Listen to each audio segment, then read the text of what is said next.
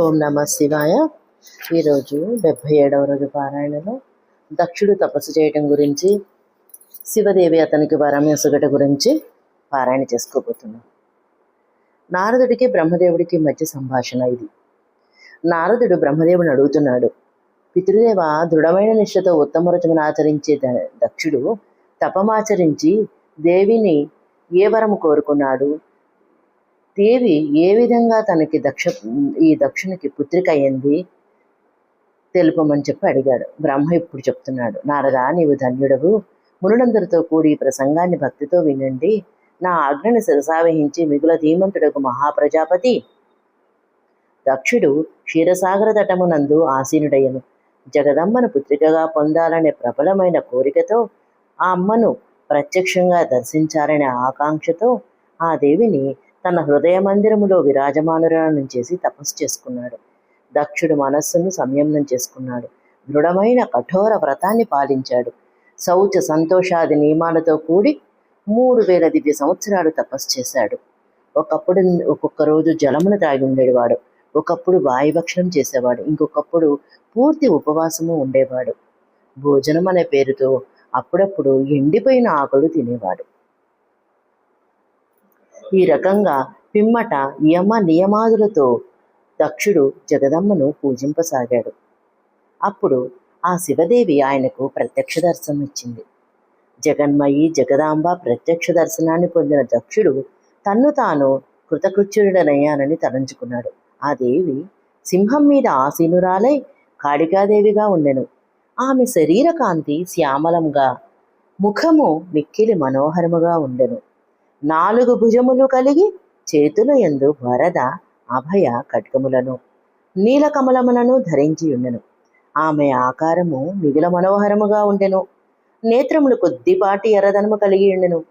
విరబోసిన కేశములు మిగుల సుందరముగా కనిపించుచుండెను.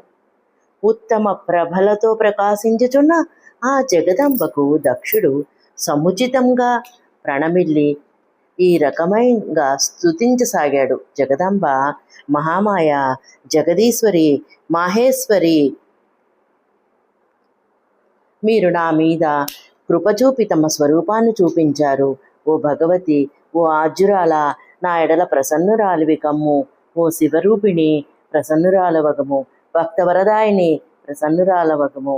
ఓ జగన్మాయ, మీకు నా నమస్కారములు.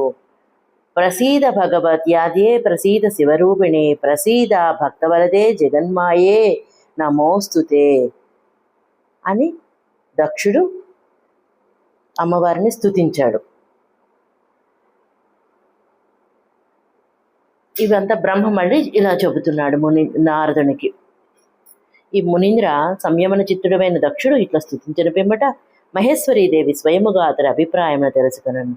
అయినప్పటికీ ఆ దేవి అతనితో ఇట్లు పలికెను, దక్ష, నీ ఉత్తమ భక్తికి నేను మిక్కిలి సంతుష్టరాలనైతిని. నీవు నీ మనస్సునందున్న వరమును అడుగుము, నీకు ఇవ్వరానిదేదియునూ లేదు. జగదంబ వచనాలను విని దక్షుడు మిగుల ప్రసన్నుడయ్యను. ఆ తల్లికి పదే ప్రణామము చేస్తూ ఇలా అన్నాడు, జగదాంబ మహామాయ, మీరు వరము ఇవ్వదలుచుకున్నచో నా మాటలను వినండి. ప్రసన్న చిత్తులై నా కోరికను సఫలము చేయండి. నా స్వామి భగవంతుడు శివుడే రుద్రనామమును ధరించి బ్రహ్మకు కుమారుడే అవతరించను. అది ఆయన పరమాత్మకు శివుని పూర్ణ అవతారము. కానీ మీరు ఏ అవతారమును గ్రహించలేదు. ఆ స్వామికి పత్ని ఎవరగుదురు కనుక శివే మీరు ఈ భూతలమును అవతరించి ఆ మహేశ్వరుని మీరు రూపలావణ్యముల చేత మోహింపచేయండి. దేవి, మీరు తప్ప ఇతర స్త్రీలెవరు రుద్రదేవుని ఎప్పటికీ మోహింపచేయచాలరు. కనుక మీరు నా కుమార్తెగా జన్మించి మహాదేవునికి పత్ని కండి. ఇట్లు సౌందర్య లీలతో మీరు హరమోహినివి కండి. దేవి, ఇదియే మీరు నా కొసగు వరము. ఇది కేవలము నా స్వార్థపు విషయమని మీరు తలంచవద్దు. నాతో కూడా సకల జగత్తునకు దీనివల్ల మేలు కలుగును. బ్రహ్మ, విష్ణువు, మహేశ్వరుడు అందరిలోనూ బ్రహ్మ పేరున వలనే నేను ఇచ్చటకు వచ్చి తిని అని చెప్పారు. చెప్తే అప్పుడు జగదంబ నవ్వారు. నవ్వుతూ దక్షునితో ఇలా అన్నారు, నాయన ప్రజాపతి దక్ష, నేను ఒక ఉత్తమ విషయాన్ని చెబుతున్నాను వినుము. నేను సత్యమును వచించదను. నీ భక్తికి అత్యంత ప్రసన్నురాలనైతిని. నీవు కోరిన సంపూర్ణ మనోవాంఛిత వస్తువు నొసగుటకు ప్రసన్నురాలనైతిని. దక్ష, నేను మహేశ్వరుని. నేను నీ భక్తికి అధీనురాలై నీ భార్య గర్భమున పుత్రికా రూపములో అవతరించదను. ఇందుకు సందేహము లేదు.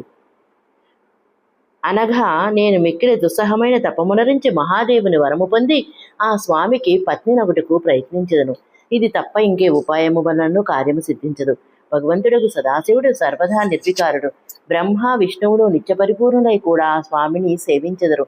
నేను సదా ఆ స్వామికి దాసిని ప్రియురాలను. ప్రతి జన్మయందు నానా రూపంలో ధరించు శంభుడే నా స్వామి యగును. భగవంతుడు సదాశివుడు తాను ఒసగిన వరప్రభావం చేత బ్రహ్మ యొక్క భృకుటి నుండి రుద్రరూపమును అవతరించను. నేను కూడా ఆయన వరముతో ఆ స్వామి ఆదేశానుసారము భూలోకమున అవతరించదను. కనుక నాయనా, నీవిప్పుడు నీ గృహమునకు వెళ్ళుము. ఈ కార్యమునందు నా దూతగా నాకు సహాయకురాలవకు దానిని నేను ఎరింగితను. ఇప్పుడు శీఘ్రముగా నేను నీ పుత్రికనై మహాదేవునికి పత్ని నగుదును. ఈ రకంగా మహాదేవి దక్షునితో పలకగా దక్షుడు శివును ఆజ్ఞ పొందిన దేవి తన మనసులో శివుని చరణారవిందమును చింతన చేస్తూ మరలా ఇట్లు పలికెను. ప్రజాపతి, నాది ఒక ప్రతిజ్ఞ ఉంది. నీవు దానిని ఎల్లవేళలా మనసులో ఉంచుకొనవలెను. నేను ఆ ప్రతినను వినిపించదను. దీనిని నీవు సత్యమని నమ్ముము, మిథ్య అని భావించరాదు. ఎప్పుడైనా నువ్వు నా ఎడల నీలో ఆదరభావం లోపించినచో నేను శరీరమును పరిత్యజించెదను, నా స్వరూపమందు లీనమగుదును. అట్లు కానిచో ఇంకొక శరీరమును ధరించదను. ఈ నా మాటలు సత్యము. ప్రతి సర్గము లేక కల్పమునందు నేను నీకు వరమోసగితిని. నేను నీ పుత్రికనే భగవంతుడుకు శివునికి పత్ని నగదును అని ఇట్లు పలికి అందరూ చూచుచుండగానే మహాదేవి అదృశ్యురాలయ్యను. దుర్గాదేవి అంతర్ధాన మగుటతోడనే దక్షుడు కూడా తన ఆశ్రమంలోకి తిరిగి వెళ్ళెను. దేవి జగదంబిక నా పుత్రిక కాగలదు అనే ఆలోచనలో ఆనందించుచుండెను. సశేషము. ఓం నమ శివాయ.